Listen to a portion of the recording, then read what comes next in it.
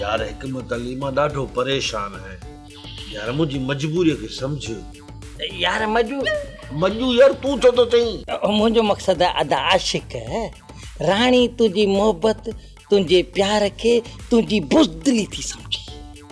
हकीम साहब तू छाजे लाइ वेठो ही, तो वट का एड़ी फकी काने जेका मुझे अंदर जो जो मजू मुड़सा वो मारे विझे ऐं जो मुड़स मानू मुड़सा वो जेरो करे विझे। हाँ आहे न शेर दिल फकी, अब मां तो के या फकी जरूर ॾींदुस। पर यार गाल ॿुध, इन जो असर मिड़ी 15 मिनट थे। खेरा 15 मिनट मुझो ताबो बी वियो न घर ते, पो सॼो साल पाण ही हलंदो। अरे मजू मुझो मकसद है आशिक है, फकी खाइण खां पोइ तू शींह थी वेंदे, सफ़ा शींह।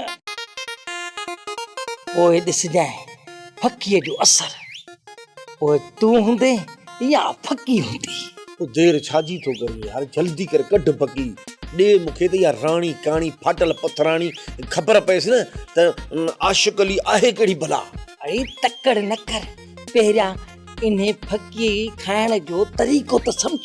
ॿुधा न ॿुधा। तरीक़ो इहो थई त फकीअ जी हिकड़ी चपटी वरी ॻाढ़नि मिर्चनि जूं 2 चपटियूं बिना पाणीअ जे फकणी थई, पाणी जो ढुक बि न पीजाए। हकीम साहब या त मुखा सूस न कठाए छॾींदी। पोइ तुंहिंजी मर्ज़ी आहे, फकी खा या पाणी पी।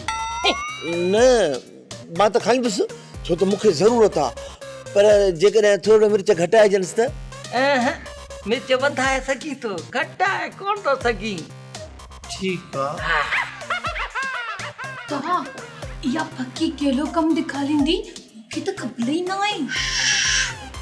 पेट्रा मुंहिंजो मतिलबु आहे हितां हल, अतो आशिक ॾिसी न वठे, हल। चष्टा मूंखे त ख़बर ई न आहे।